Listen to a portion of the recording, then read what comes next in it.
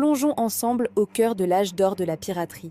Une époque où les mers étaient des territoires sans loi et où les légendes se forgeaient à coups de sabre et de canon.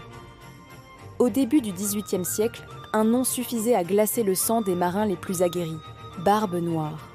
Mais qui était vraiment l'homme derrière ce mythe terrifiant ? Son vrai nom était Edward Teach, un Anglais qui, comme beaucoup d'autres, a vu dans la piraterie une voie vers la richesse et la liberté. Mais contrairement aux autres, Teach a compris quelque chose d'essentiel. La peur est une arme plus puissante que n'importe quelle épée. Il n'était pas juste un pirate, il était un metteur en scène de la terreur, un génie du marketing de l'effroi. Sa carrière fut courte, à peine 2 ans, mais son impact fut si démesuré qu'il a défini à lui seul l'image du pirate pour les siècles à venir. Aujourd'hui, nous allons démêler le vrai du faux et explorer comment Edward Teach est devenu l'immortel Barbe Noire, le monstre des Caraïbes. Préparez-vous à embarquer sur le Queen Anne's Revenge, car nous allons d'abord nous intéresser à l'élément le plus iconique de sa légende, sa barbe. Imaginez la scène. Un colosse de près de 2 mètres, les cheveux longs et noirs tombant sur ses épaules, et cette fameuse barbe, immense, épaisse, tressée en plusieurs nattes. Mais ce n'était pas tout. Pour parfaire son spectacle, Teach y accrochait des rubans de couleur et, juste avant le combat, il y glissait des mèches à canon à combustion lente, qu'il allumait. Il apparaissait alors sur le pont de son navire, le visage nimbé d'un nuage de fumée âcre, les yeux brillants comme des charbons ardents dans la pénombre. L'effet était démoniaque, surnaturel. Ses adversaires n'affrontaient pas un homme, ils affrontaient une apparition tout droit sortie de l'enfer. Cette image terrifiante suffisait souvent à provoquer une reddition immédiate, sans même qu'un coup de feu ne soit tiré. Barbe Noire ne cherchait pas le combat, il cherchait le butin. Et sa stratégie de l'effroi était d'une efficacité redoutable. C'était un calcul froid, une démonstration de pouvoir psychologique qui le distinguait de tous les autres capitaines pirates. Le règne de Barbe Noire a atteint son apogée en mai 1718, lors d'un événement qui allait marquer l'histoire de l'Amérique coloniale, le blocus de Charleston. À la tête d'une flotte de 4 navires et de plus de 400 pirates, Barbe Noire jeta l'ancre à l'entrée du port de l'une des villes les plus riches et les plus importantes des colonies britanniques. Pendant près d'1 semaine, aucun navire ne put entrer ni sortir. Le commerce était paralysé, la ville était prise en otage. Mais Barbe Noire ne voulait pas piller la ville, ce qui aurait été une opération risquée et sanglante. Son exigence était bien plus étrange et révélatrice.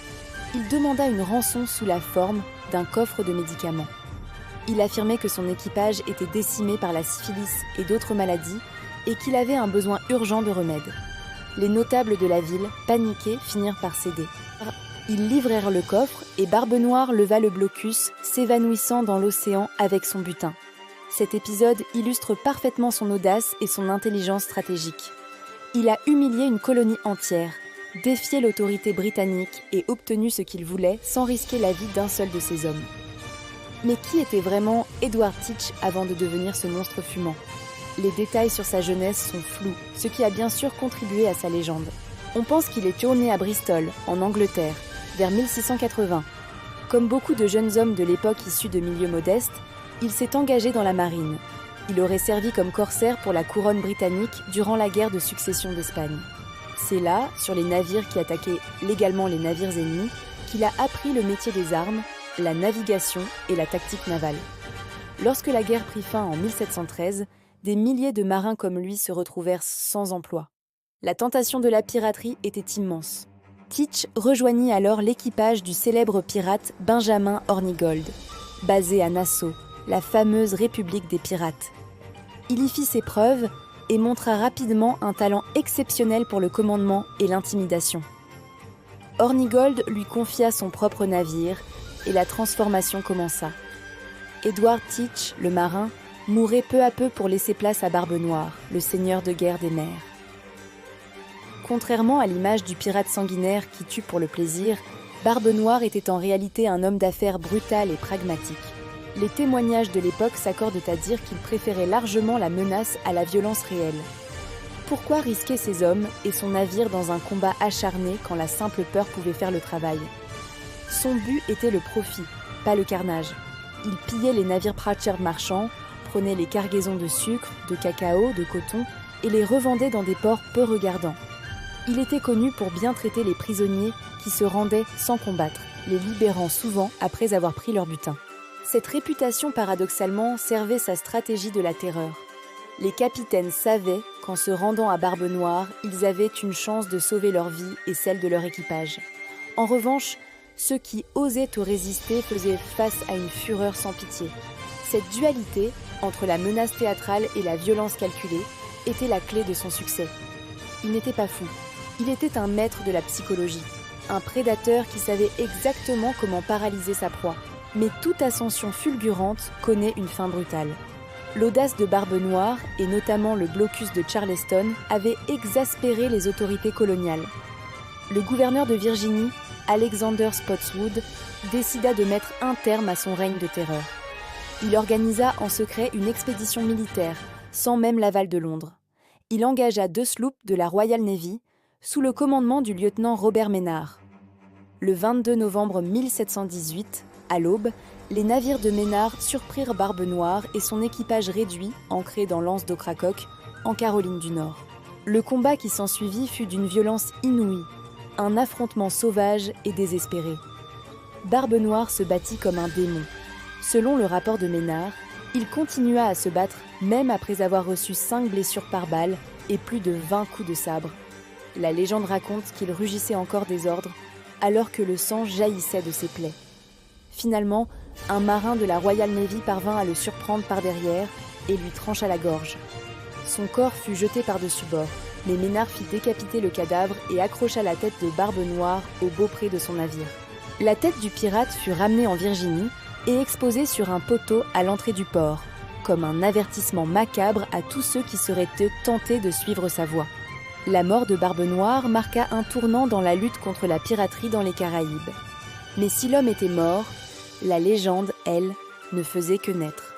La brutalité de sa fin, sa résistance surhumaine au combat, tout cela a nourri le mythe. Des histoires incroyables commencèrent à circuler.